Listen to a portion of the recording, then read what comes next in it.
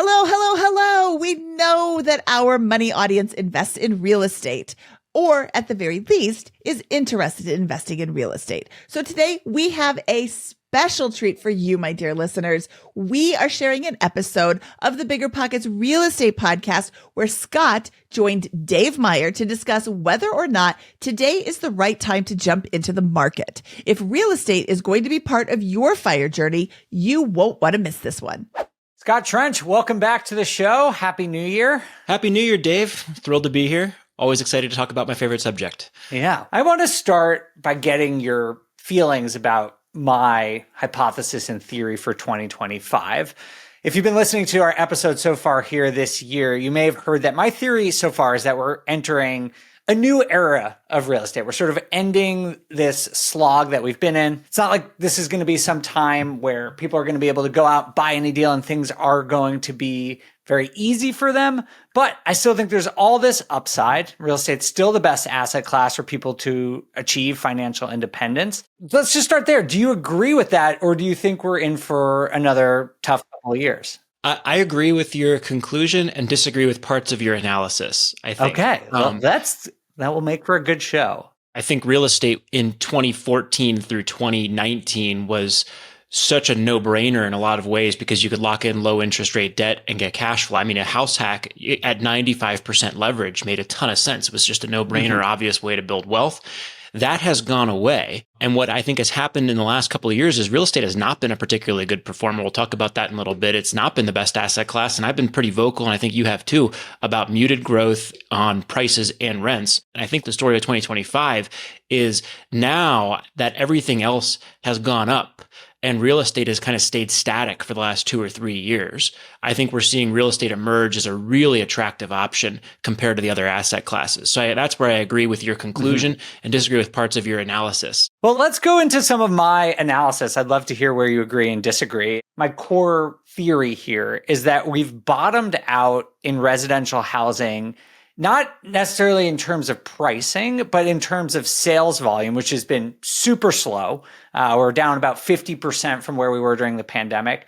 I think we're going to start to see that pick back up here this year. And I think we've also bottomed out from inventory perspective, and we'll start to see inventory come back, which in my mind will be just the beginning of a healthier housing market. I'm not expecting huge recoveries this year, but let me just get your reaction to that hypothesis. I think single family housing has gone down in price a little bit over the last 2 years. I would actually value some of my properties a little lower, just a hair lower than I bought them at 2 or 3 years ago in some cases. And rents have gone nowhere, as a lot of landlords have noticed in much of the country, especially where I live in Denver, Colorado. I think that the transaction volume piece, you're absolutely spot on. And I want to really emphasize that we're talking about going from a historical low to 5% more than a historical low in terms of transaction volume. So for all intents and purposes, if you're in the real estate industry as an agent, I think that at least the first half or 3/4 of 2025, you're going to continue to feel a lot of pain because the business of transacting real estate will be severely depressed, but up incrementally from historically low transaction volume levels in 2024. I agree on the incremental part of it. It's not going to be a huge increase in sales volume unless rates fall a lot, which I don't think is going to happen. We can get to that in a little bit. But I guess the reason I see this as sort of a turning point in the housing market is because we have to hit bottom at some point. And even though I don't think it's going to be much better, I think we might be transitioning from what has really been a real estate recession in terms of transaction volume into one that is expanding, albeit very slowly. Yeah, I think that that's absolutely right. And I think we'll see transaction volume gradually tick up for the next several years, regardless of what interest rates do. Right? A lot of people are locked into their housing or own housing free and clear in this country. And I think that the reasons that people have to sell because they move, they get a new job, there's family situations, there's just a desire to make that change will begin to overwhelm the lock-in effect that has been the story for the last 2 or 3 years. Yeah. And another underlying thing that's going to loosen this up is median household American income, both nominally and on real inflation-adjusted dollars, are rising pretty substantially 2023 to 2024. And I think that will continue into 2025. And that will incrementally, slowly but surely begin to break this logjam of the lock-in effect, right? The lock-in effect makes your housing way more expensive when you move. But if your real income is going up and housing prices are not moving in nominal terms, that means that you can afford to break that logjam. That will not happen to a huge degree, but it will happen to a small and incremental degree. And that's what's going to drive, I think, a good chunk of those incremental transactions that you're talking about here. Again, not going to move us back even to the historical average, just a few incremental points off this historic low in terms of transaction volume. Right. Yeah. I don't believe there's going to be one thing that improves affordability. Unfortunately, I personally don't think we're going to see huge, at least national level price corrections. I don't think we're going to see huge drops in mortgage rates. But I think the most reliable of the three sort of pillars of affordability in the housing market is going to be wage growth. Like I expect wage growth to continue to outpace inflation. And this is going to slowly chip away at the affordability challenges that we're seeing. And that's why I think we're in this long recovery phase now. It's not going to be a super accelerated recovery, but I do think we're at the beginning. So it sounds like you sort of agree, at least in terms of transaction volume. Yes. I think personally that rent growth is going to be a bit muted this coming year. And you have to really look at it in terms of single family and multifamily growth. Multifamily is probably going to stay close to flat where it is now. I think single family rents will still probably be close to the pace of inflation or something like that. How do you react to that? I think that's absolutely spot on. I completely agree. I think that what's going on here, right, in the last couple of years is when interest rates rise, rents should skyrocket, right? Because the alternative to buying a home, renting, is so much more expensive with higher interest rates. And that hasn't happened because, as I'm sure people who listen to this podcast are aware of by now, there's been so much supply built, 575,000 multifamily units, the most in American history, delivered in 2024, we estimate. And that number is going to be incrementally, that word incremental has popped up again here, incrementally lower in 2025, but still north of 500,000. It will drop to 240 to 260,000 in 2026, based on the starts that are in progress right now. And that is, I think, the big story here in the real estate market. So yeah, I would not expect rents to grow again in 2025, unless maybe you're looking at some big growth in the back half. It all depends on the timing of when those deliveries are going to be hit in the market. And that gets really precise. And it's worth mentioning, just the caveat that we always try and mention is that what Scott and I are talking about is on a national level. You're going to see a lot of regional differences. Yes. Last year, for example, there were some markets in the Northeast, in the Midwest that grew at 7, 8, 9%. We saw some markets drop 5% in rent. So the spread, the variance is really high right now. And I personally at least expect that to continue based largely on what Scott is saying, which is on supply. You have this sort of interesting thing going on where many of the hottest markets where people want to move, that are really cool places to live, have the highest supply and are therefore seeing the biggest decline in rents, which is sort of confusing as an investor. But I'm curious if you think, Scott, that creates long-term buying opportunities in those types of market because, yeah, we got to spend the next year sort of sorting through this supply issue. But in time, do you think rents will recover in these popular markets? Oh, yeah, absolutely. I came prepared today, Dave. I have 30 tabs of data ready to rock and roll for our conversation here. This is a great one from yieldpro.com, free resource. You can check it out. We can link to a bunch of these in the show notes if you want. But this has a pretty good forecast for rent growth, the new supply coming online, and the future stuff that's in the pipeline still in a lot of kind of major metros that are fairly interesting. I love, for example, like Baltimore. I grew up near Baltimore, right? Baltimore is not thought of as a growth market, but they're not building a lot there. So it's pretty insulated from a lot of the pressures you'd see from the supply front. Supply is not your friend in the near term as an investor. At least historic supply is not your friend in the near term. But that growth, that influx in supply is associated usually with reasonable and accurate forecasts for demand for people moving into those markets over the long term.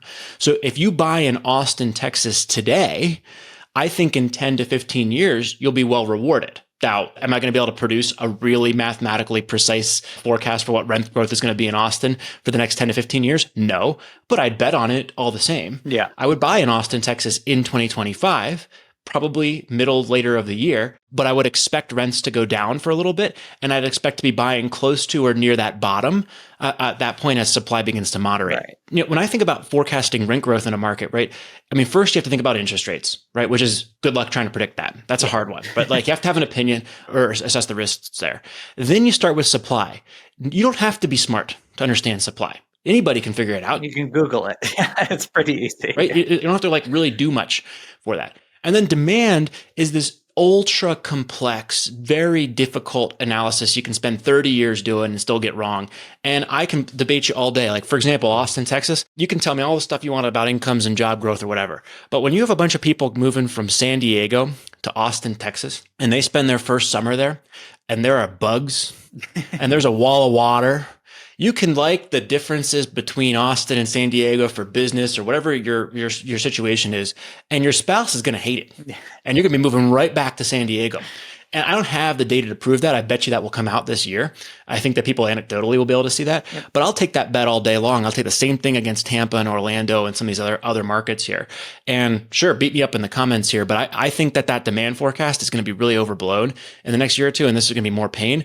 But again, over 15, 20 years, the underlying trend of more people moving on a net inbound migration basis will be true, and an Austin investor may make wealth over that time period.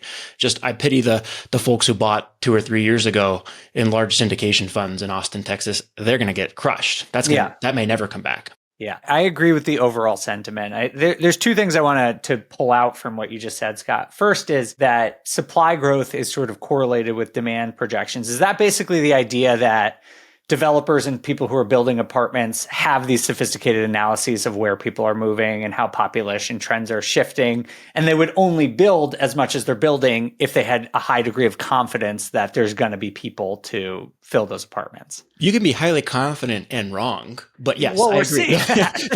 they have models that believe there will be demand. Developers do not like going bankrupt, so they only build when they think that there's going to be a profit at the end of the tunnel, and they can either sell the houses directly to home buyers for a profit, or that they can sell the apartment complex that they're building and constructing to an investor at an acceptably low cap rate or high price to make a profit. So yes, they're fundamentally assuming that, and they've got complicated models alluding to what I referred to earlier, right, that are probably wrong, directionally correct, but specifically wrong on a lot of those factors. Yeah, I want to sort of reiterate something. You said basically that you think these migration trends are not going to be as strong as a lot of people are thinking they are. And we haven't talked about this in the past, but I agree. I think a lot of people are chasing the last trend in this scenario, where tons of people did move to Austin, did move to Tampa and Orlando during the pandemic. And listen, are Texas and Florida population going to grow? Yeah, probably. But are they going to grow at the same rate? No metro grows at 10% a year. Right. Exactly. Right? That's the problem here. Yeah.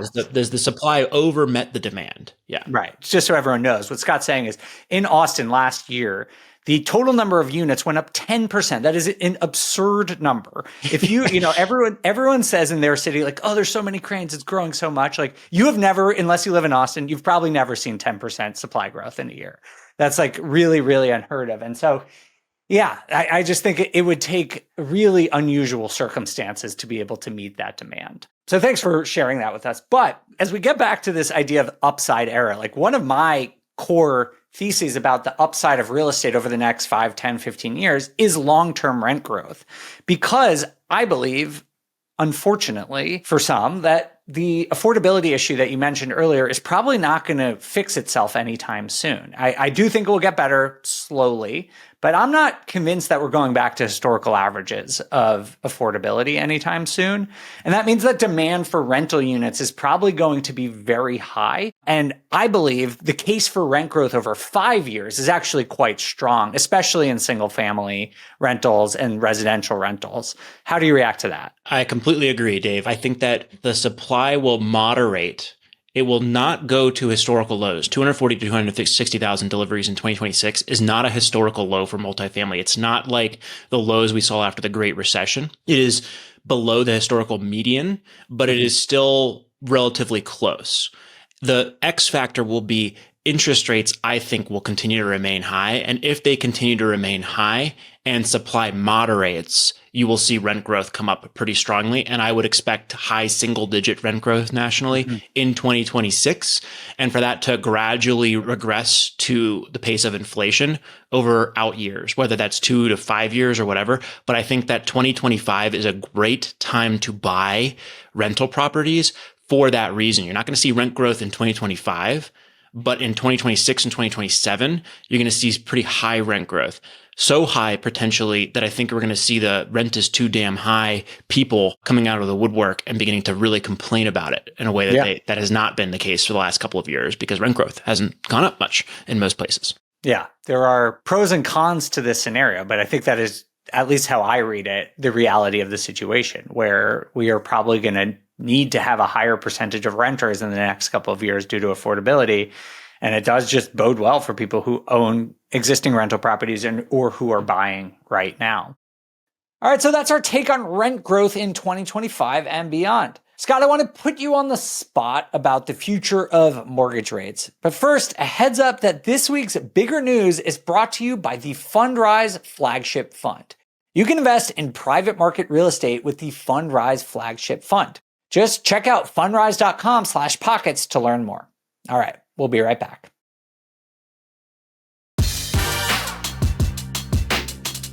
I'm back with Scott Trench on the BiggerPockets Real Estate Podcast. Predicting mortgage rates, damn near impossible, but you have to have an opinion. Your opinion, you just said, is that they're staying higher. Can you just tell us a little bit more about what that means, like how high, and what informs that opinion? Look, I think you got to have an opinion on the 10-year treasury, at least if you're going to do my job. Maybe as a regular real estate investor buying a rental every couple of years, you don't have to have this, but I think that I got to have an opinion here. I've been trying to get people to look at bonds for years, Scott. It is boring, but it is important. Yeah, this website says you visit often whenever I Google it.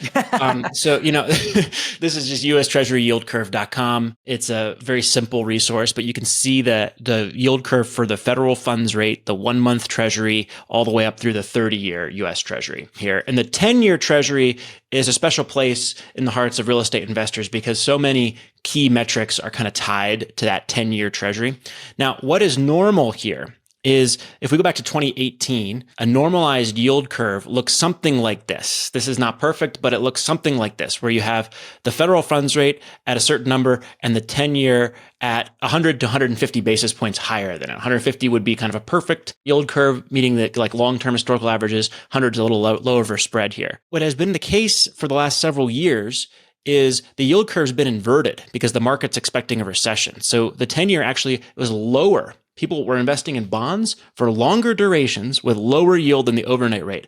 And that's because they expected the Fed to rapidly reduce rates. I've been saying for a long time, that's a ridiculous stance. Scott, let me just describe for people who are listening what you're talking about. So you're saying that in order for rates to drop, you would need to see short-term yields, which is like the federal funds rate, the 1-month treasury rates, drop below the 10-year yield, which is somewhere close to 4% right now. And not just below, they need to drop 100 basis points, 150 basis points below that. So finally, the yield curve has uninverted here, where the 10-year is now higher than the federal funds rate. It's not 100 to 150 basis points. The 10-year, as of today, January 3rd, when we're recording this, is at 4.5, 4.57, and the federal funds rate's at 4.25. So that's a 25 basis point spread. I'd expect that spread to increase to 100 to 150 basis points. And I expect the Fed to lower rates maybe 1 or 2 more times at most in 2025. Now, that's a fool's errand to guess all this stuff. And I don't make specific bets on this. Maybe I wish I would have a few years ago. But I do think that that's the general direction I'm expecting things to go in. So what that means is that this 10-year will probably stay right where it is, maybe bump up a little bit, maybe approach 5 at most over the course of this year. And that will mean very little change in the way of mortgage rates. Mortgage rates are tied to the 10-year, but there's a solid spread between the 30-year mortgage rate and the 10-year right now that I think will reduce a little bit as this 10-year creeps up incrementally. So depending on when you time a rate, you'll see fluctuations, but I don't think you'll see any major noise in 30-year mortgage rates from where they are today here in early January throughout the course of 2025, unless there's a system shock. That's the big wild card. Of course. Is there going to be a system shock, some sort of black swan that I can't see right now that disrupts the market? Of course, yeah. You always have to caveat there could be something that no one predicts. Personally, I do feel like the probability of a black swan seems higher than it normally is, just with the way geopolitical conditions are right now. So everyone should keep an eye on those things. But since they're inherently unknowable, it's hard to sort of base your investing thesis around that. So I think you've got a very good thesis here, Scott. I tend to agree. I think rates are going to stay probably around mid-sixes a year from now is my guess. But it sounds like we're at least directionally close that they're not going to drop too much. Yeah. And if you're listening, look, the takeaway here is this is impossible, right? The guessing of the interest rates. Yeah. So we have an opinion on it, but there's so many different ways that could go. The supply stuff is super easy. Nail your supply. Understand supply over the next couple of years. Just look it up, Google it, and understand how much relative supply is going to go. That will give you a really good idea of rent, and you won't ever embarrass yourself on a rent forecast with supply unless there's something totally wacky that goes on in the worldwide economy. And then on the demand side, just be cautious. Use your instincts, right? You can build these complicated models, and you can also tell if people are moving there and seem to like it and sticking with it, you've probably got a good long-term reason to believe in rent growth. If they're not, you should be a little bit more muted. The supply stuff will really make a much bigger difference in the near term, though, about how much rents and prices will move. Got it. Okay, great. Well, thank you for filling us in there. I'm curious, I have more questions for you, but I want to just jump to what you disagree with me about. Dave, I don't know if we would disagree very much on a lot of things. I think that the one observation, though, that I would love to discuss with you is this concept that, like, what happened in 2024 was not much, right? Like the economy, like everyone predicted this doom and gloom, but basically American standard of living rose pretty nicely by like 5 or 6, maybe even a little bit more percentage points versus the year before. And I can just demonstrate that for all the people that are complaining about how out of touch that is. No, that's literally what happened, right? 77,000 in real household median income in 2022. That jumped to 80,000. Sure, it came down from 2019, right? 2019 through 2022 were not good years for the median American household. 2022 and 2023 were. And I think you'll see that continuing into 2024 here. And I think there's no reason to believe that trend line won't continue to be nice and positive in 2025. So that's the big headline, I think. And in the context of that, I want to show you some other prices that have kind of begun to move here. Let's look at the S&P 500 price over the last couple of years. I mean, this thing has skyrocketed, 83% gain, but from 2020 to 2025, and that's before that drop off in the Great Recession. A 50% increase from January 2023 to today. So that's a 50% increase in the price of the stock market. When we look at the median sale price of a house, yes, from 2020, it went up 28%, but for the last 3 years, it's gone down a few percentage points. So in the context of the stock market going up 50%, in these 2 years, real estate prices went down. Rents went nowhere. Basically 0% growth year over year in real estate.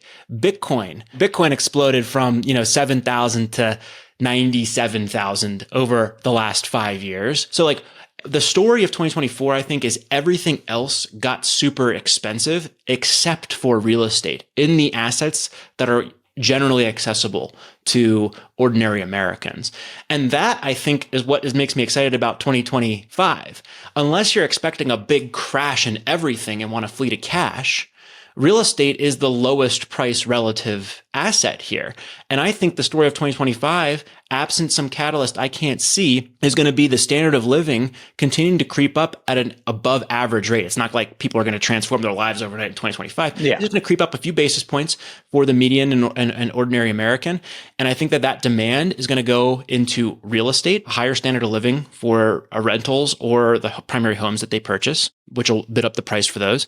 And I think it will go to entertainment and luxury spending, like professional sports or vacations or fitness and health, for millennials who are trying to live longer or whatever. But I think demand for those things will go up as production capacity seems just fine for the ordinary staples that people generally purchase. I actually totally agree with you. I think there is going to be a slight upkick in demand. I don't see any big shocks coming, oil, other types of things like you're saying. But, I hear a lot when I say these types of things, when I'm optimistic about housing, really when I'm optimistic about anything to do with the American economy, I hear these things about how the national debt is going up, credit card debt is increasing. Do any of those things worry you about the American consumer? Let's talk about both of those in order. So U.S. national debt, right? Last I looked, it was like $32 $34 trillion and the national tax revenue is like $7 trillion.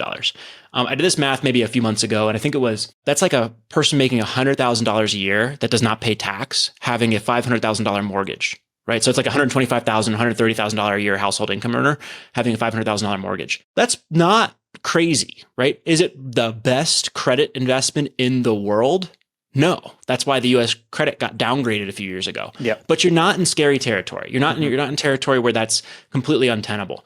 Now, if that goes up to 6 times, 7 times, 8 times, you're going to see a gradual degradation of US credit over those time periods, which puts upward pressure on treasury yields, on interest rates in those situations, which will increase borrowing costs. I think it's a process, not an event, for the next several years. At some point, it could balloon into a problem that really creates massive pain for Americans in a general sense, but I do not think it is a problem that will become acute in 2025 or 2026. I'm trying to find places where we're disagreeing, Scott, but I totally agree about this. I think debt is sort of this, I wouldn't say existential, but it's a long-term issue for sure. Like, I'm not saying that having ever increasing debt is a good thing. You know, if you look at how much economic output the US has versus the total debt, it's actually stayed almost the exact same for the 5 years. So like as a percentage of how much money the US has and is creating, that hasn't changed. It has grown, you know, since the Great Recession, but it hasn't grown as much as you would think. There is probably going to be a point where that becomes an issue, but it's not like all of a sudden there's some breaking point that we're going to see in the next year, at least as far as I see it. So I totally agree. U.S. credit gets downgraded a few points. I think that's much more of a risk with a divided Congress, which we're not going to have in 2025, around there that can't pass a budget in the near term. Right, so I do not think you're at risk of seeing U.S. credit get downgraded for the next year or two. At some point, that becomes a risk, but that's a problem for another time, I think, not an acute one. What I think the biggest risk that people are going to start worrying about, that I'm worried about, is this. The stock market is currently trading at a 26 times price to earnings ratio. The S&P 500 is trading at 26 times trailing 12-month price to earnings ratio. And I am a big index fund investor. Yes, I have real estate. I have about the same amount of assets in real estate as I do in stocks, but my equity position in real estate is much lower because I use debt. Right. So I have this, the buildings that I own are worth about the same as my stock portfolio, but my net worth is very much more heavily concentrated in stocks. And part of that's a function of the fact that the last 2 years, my stock position increased 50% and my real estate position didn't go much of anywhere because of what we just discussed. In the 10 years following a time when the trailing 12-month price to earnings ratio of the S&P 500 is north of 25, it is currently 26, there has not been a positive return from the S&P 500. That, I think, is going to start concerning folks. It concerns me. And I am a big fan. I've talked to J.L. Collins, the author of The Simple Path to Wealth. I call him a friend. He's been on the BiggerPockets Money podcast several times. But I'm like, at some price, surely it is no longer make sense to buy the stock market from a passive index fund investment perspective. This seems like a reasonable cutoff here at, at 25 times price to earnings. Maybe it's 30 for some folks, maybe it's 40, maybe it's 50. I did poll the BiggerPockets money community on this and said, at what point would you begin to worry that your index fund portfolio is overvalued? And 74% of them said, I will stick with index funds no matter the price and never worry, which is great. That's the textbook answer. Yep. I don't think I'm capable of giving the textbook answer, and I do this for a living. I think that I'm starting to worry a lot about that. And I think that this year, in January, I will sell a big chunk of my index fund position and move it into multifamily real estate for the reasons we discussed. Multifamily, okay. In like duplex, triplex, quadplex, small multifamily, the stuff that I've been, that's bread and butter. I think we're a little early for the best deals on like true apartments on there. But I'm seeing cap rates creep up. I can buy a 6 to 7 cap multifamily, duplex, triplex, quadplex in Denver right now. Denver, really? I put an offer in last night on one. We'll see if that works. But I believe I can actually get that. And is this going to be in a neighborhood? No, but it's in the same places that I've lived and bought properties over the last 10 years. Yeah. And I'm like, okay, if that thing appreciates 3% a year and that rent forecast is even close, I've got a 3.5% appreciation on a 6 or 7 cap rental, compounding at those rates at least at the rate of inflation over the next 10 years. That, I think, is a much more compelling place for me to be than here. This is a chart, by the way, for those that are not watching, that are listening. You should go watch this on YouTube. I have 30 tabs open of data that I wanted to share for this podcast. But this is a chart of S&P 500 returns in the 10 years following where their trailing 12-month price to earnings ratio was. And when price to earnings ratios are lower, the S&P over the next 10 years tends to perform better, higher returns than if price to earnings ratios are higher, which they are at a not historical high, but close, pretty high ratio right now here in 2025, the early part of 2025. I'm surprised to hear you say this. I don't disagree, but I am surprised to hear you say that you would sell index funds. But it sort of makes sense. I mean, I just saw that we had the two best back-to-back years for the S&P 500 in decades, right? You have to imagine that that has to run out of steam sometime soon. I stayed up late last night, staring at my phone, doom scrolling, looking for all this stuff.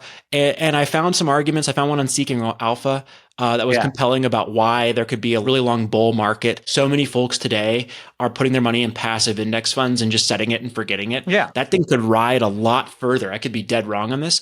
I just won't sleep well at night if my position is 2/3 in passively managed index funds at this price ratio. And I'm going to transition, not all of it, but a big chunk of it into multifamily real estate that I can touch, see, and feel here in Denver, Colorado, which I think is at least better priced than S&P 500. I'm not going to put it in bonds and earn simple interest and pay taxes on simple interest right now, or munis at 3% yield. Right. I'm gonna buy something that offers a little bit better yield here, and I think it's the safe play for me right now. What about cash? Because you think things are coming down, traditional stores of value like gold, high, Bitcoin, high. Would you just liquidate and wait it out and see what's going to happen? Or do you think the risk of inflation means that cash is not a very enticing opportunity? Warren Buffett's all in huge amounts of cash right now. Berkshire Hathaway has a historic pile of cash. But they don't buy real estate. They have it in treasuries, right? Short-term treasuries. Yeah. So I think that cash is a potentially good option, but it's just not the way my mind works, right? I'm not trying to produce 20% plus annualized returns over the next 50 years and become one of the richest people to ever live. Right. I'm trying to sleep well at night and achieve a solid level of financial freedom. And cash does not solve that for me. If I purchase this multifamily and let's say the prices go down 10%, 15, 20% next year, terrible crash, right? It's paid off. I still have the NOI from the property to live off of and can lick my wounds and continue to bruise my investment portfolio or continue to grow from that point.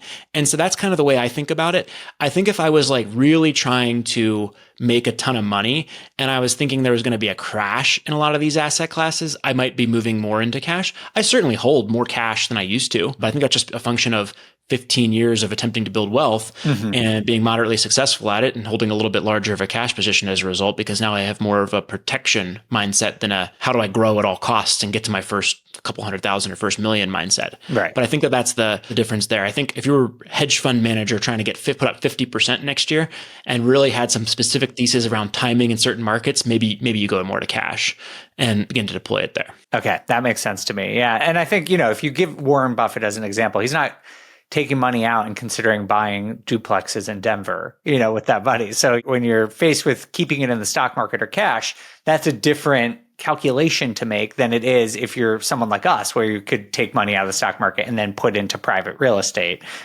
Just people who operate at the scale of Berkshire Hathaway, probably not going to do that. They'd probably just buy a company that does that if they found that attractive. Yeah. And then look, as a real estate investor, one of the moves I made in the last couple of years was hard money lending. So I had a fairly solid position in hard money notes that generated 12 to 13% interest. Now that's simple interest. Yep. And I'm in a relatively high tax bracket, so that was not a very efficient way to build wealth. But it actually ended up being better than buying the next duplex over the last couple of years, but way worse than buying the S&P 500, for example, especially on an after-tax basis over the last 2 years. So it ended up being a mistake in some ways to do the hard money lending. But when those loans mature, usually 6 to 9 months, sometimes 12 months, then you have cash. So if you're thinking like, hey, I want to buy multifamily in Q3, and you put your money into a hard money note or two, as long as nothing goes disastrously wrong with that placement, you should have your cash back and could then potentially put it. So bonds or other debt are potentially more attractive for folks right now than they have been on average the last couple of years, especially with treasury yields, which are closely correlated and sometimes pegged to bond yields, are going up. We have to pause for a final ad break. On the other side, I'll ask Scott if 2025 is finally the time to find strong buying conditions and opportunities in commercial multifamily. Later, you'll want to hear his pretty hot take on Bitcoin too. We'll be right back.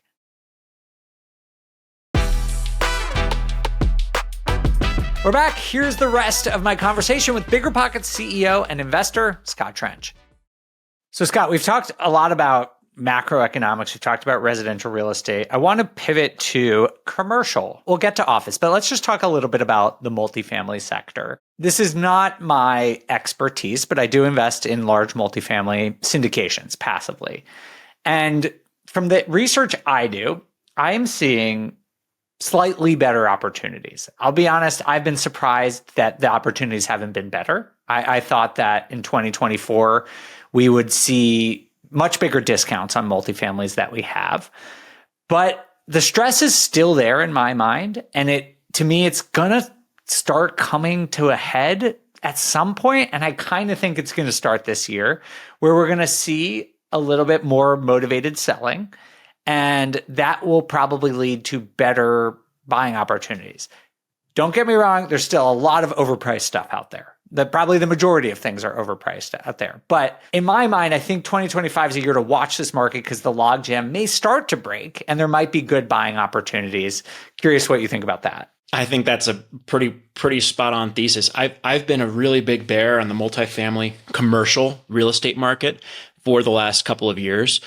And I think that that's been generally accurate, although I overestimated the distress that would be in that market. We really haven't seen the delinquencies or the distressed sales or the total wipeouts that I thought were coming in 2024 happen. I talked to a neighbor the other day who is in real estate advisory, a company that, like, if you're trying to buy a $100 million apartment complex, he would help you find the debt or shop that around with a couple of major banks. And he thinks that 2025 still might be too soon to see some of that distress. It might even be pushed farther out to 2026 because there's games that folks can play or tactics they can do to defer, certain expenses hitting, or there's a whole bunch of things there that I need to get my head around more, because I've been very confident in distress and I've been very confidently wrong in that distress hitting the market the last 2 years, even as we've generally been directionally correct that multifamily has not had a good time the last couple of years for investors. Cap rates have continued to expand. Prices have fallen. NOI is not growing at the rates, but the forced selling and foreclosure has not occurred in mass, which has not created the really good buying opportunities. At some point, you'd think that will happen. If you're really thinking about, I'm going to pile up cash and wait and just sit on it and collect interest in my savings account, that's one reasonable stance to take. You have a good shot at being right in the multifamily sector at some point in the next year or two, but you might be waiting until deep into 2026 for those opportunities if my neighbor's right. I am similarly surprised. I mean, I just felt like with interest rates as high as they are and the nature of commercial debt that we would see this distress. But from what I hear from people who are more knowledgeable than I am, the banks have just gotten better, and so have operators at sort of kicking the can down the road and delaying a little bit on some of the distress. But if our collective idea about rates is correct and that they're going to stay high, like at some point, the bill's going to come due, right, on a lot of this debt, and people are going to have to refinance into higher rates. Rate caps are extremely expensive, and I do think there's going to be some selling, but it's something I just think people should pay attention to this year, because whether it's 2025 or 2026, I think sometime in the next 2 years, there's going to be good buying opportunities in large multifamily. I think that's going to be really difficult to really nail that bottom of the market. But absolutely, I would guess it will be in the back half of 2025 or early 2026 would be the bottom. If you said guess when the bottom of multifamily will hit. All right. Well, what about another commercial asset class, office? It's taken a massive, massive beating over the last couple of years. Privately, you and I have just been chatted. I know you have an interest in office space. Tell us about it. Oh my gosh. So office, I was like, where's the blood in the water, right? I drove down to a suburb in Denver and there's signs everywhere. Office space for lease, office space for sale. It's all over the place if you drive into places that have office inventory. And I'm looking at these things and they're priced at levels that are giving them a 9 or 10 or 11% cap rate. Currently, these are small offices. These are like 4 to 10,000 square foot buildings here. And they're triple net. So, I mean, how awesome are parts of those things? Triple net means that the tenant pays the taxes, the utilities, and the common area maintenance for that. So in some ways, the yield on paper is so much higher than a multifamily apartment complex, which multifamily cap rates expanded from an average about 4.5% to a little over 5% in 2024, for example. So that means prices went down by about 10% in multifamily on the same levels of income. Some markets saw incomes decline, but prices have really gone down in the commercial office. Now, the problem with that is that for those types of buildings, you have one tenant. Usually the tenant is an owner occupier. I'm not the owner occupier for those buildings. And so you're looking at an expensive build out. It could take you 6 to 12 months to find a tenant. And then that's not something I'm capable right now of operating in my job as CEO of BiggerPockets around there. I explored the thesis and then decided to abandon it because I'm not willing to put in the work to make it happen. Although I think somebody who is willing to make it work could do pretty well there if you're prepared for that long timing. Now, what happened over the last couple of years to office? Well, ain't nobody building office, right? That the supply is not really a factor in the office space in a meaningful sense like it is in multifamily, right? Because nobody started building office 4 years ago. There's not a large pipeline of supply. And during COVID, work remote became a thing and office vacancy surged, right? Because companies abandoned their leases, turned to work remote. That pattern's beginning to shift back. And I believe I need to really get grounded in the thesis around pricing and these other things a little bit more on this. But I believe there's a play to be made around buying urban core office at pennies on the dollar, knowing that the property will be unoccupied for several years, like 2, 3, 4 years before you get it back to full occupancy, and capitalizing your investment. So some syndicator out there, I think, is going to be able to put together a play where they're going to buy an asset that might have sold previously for $30 million for $7 or $8 million. It's going to require capital injections for the next 2 or 3 years while it slowly reabsorbs tenants in a downtown or urban area. But by the end of it, they'll be able to sell it for $20 million. And I think there's a killing to be made in that space, but you're going to have to be bold, capitalize for a very long-term investment horizon. And I think that you're going to need an investor who actually agrees with that and is willing to not take cash flow during that time period, the first couple of years, like myself. So if you're out there putting that thesis together, please email me at scott@biggerpockets.com. I'm actively looking for those and would love to explore them. We'd love to have you on Passive Pockets. Please tell me I'm crazy if you disagree with that and think that the office pricing is not there. All right. Well, I've told you most of my theories about 2025. It sounds like we're generally agreed that, it's not 2015 where you're going to go out and buy the easiest cash flow. But as an investor, the game is resource allocation, right? Mm-hmm. Like looking back and saying, hey, things are not as good as they were 7 years ago is pretty irrelevant. What matters is like what you're doing with your time and your money today to improve your financial position. And to me, it's real estate. Sounds like you agree to the point where you're going further than I am, thinking about selling some of your index funds and moving it over to real estate.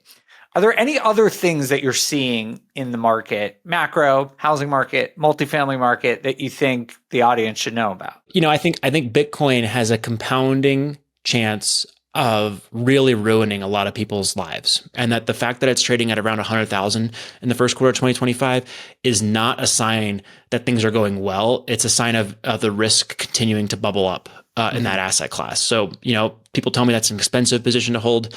That's my thing. I'm going to continue to hold that position. I'm really worried about that and think that that's a real problem brewing in that space, and that the price going up is not a good thing. It is a really major risk to a lot of people's lives. If you look at a lot of historic economic or investing dating things, you hear this term irrational exuberance a lot, which is usually the period where people are just pumping money into an asset right before a bubble pops. Do you think that's what's going on in Bitcoin? I think the problem with opining on Bitcoin more specifically than that is that the people that are big supporters of Bitcoin will give you a lot of grief if you don't use extremely precise language, which is why I spent 30, 45 minutes using extremely precise language, making my case about it in the rational investor's case against Bitcoin. Okay. We will link to that below. Yeah. In a general sense, yes, I agree to what you're saying. Yeah. Okay. So what else are you seeing that we haven't talked about yet? Okay. So the other piece is here. If I'm generally right about 2025 being a year where the median American continues to see their standard of living increase at a slightly faster than historical rate, which is, again, the grounded theme there. I think that there's plays that are interesting in, again, entertainment including professional and amateur sports. I bet you that the NFL, college football, we already saw that, are going to have great years. I think that that's going to be a really interesting space where folks are going to have some compelling investment opportunities. I think that vacations and investments in family, including homeschooling, including childcare, I think there's going to be some really interesting plays that are going to develop over the next couple of years in that category. I think financial planning and investment advisory services are going to be really interesting. I think there's going to be a lot more demand for those as wealth begins to slowly grow for Americans in both nominal and real terms. I think that luxury home builders and luxury rentals they're actually going to have a field day over the next couple of years. I think your luxury real estate destinations are going to see demand surge. I don't know how that plays out with short-term rental supply, which has been the big story the last couple of years, but I wonder if that's actually going to have a good year in 2025 and 2026. And I think health and fitness are going to have a really good year. So there's some things there is like, are people going to maybe invest a little bit more, not a ton, but a little bit more in things like treadmill or, some weights or whatever it is, as the square footage per family slowly grows in America with new housing adoption. So just those are some things that, to noodle on if you're thinking about some play money investments in 2025 and 2026. And all this is based on the thesis that discretionary spending is going to go up. So they're going to go towards discretionary items like vacation and exercise and entertainment. That's the core thesis here. And again, you have to like this is where I can live with some conflicts in my mind, right? Like, how does that not jive with a really good year for the stock market? Well, again, I think the stock market's just priced so high that it's factoring in even more of that than what should be. And there's a lot of people just dumping cash blindly into it because they've been told that index fund investing is the way to go. That's what worries me about that at the very least, not the underlying growth of America and the American consumer in 2025. All right. Well, Scott, thank you so much for joining us today. This has been a lot of fun. Thank you for bringing all your knowledge, all your graphs, your 32 tabs that you opened up and showed to us today. I have more, Dave. Really appreciate it. And thank you all so much for listening. We'd love to hear your theories about 2025 in the comments, or you can always find Scott and I either on BiggerPockets or on Instagram. We'll see you in just a couple days for another episode of the BiggerPockets podcast.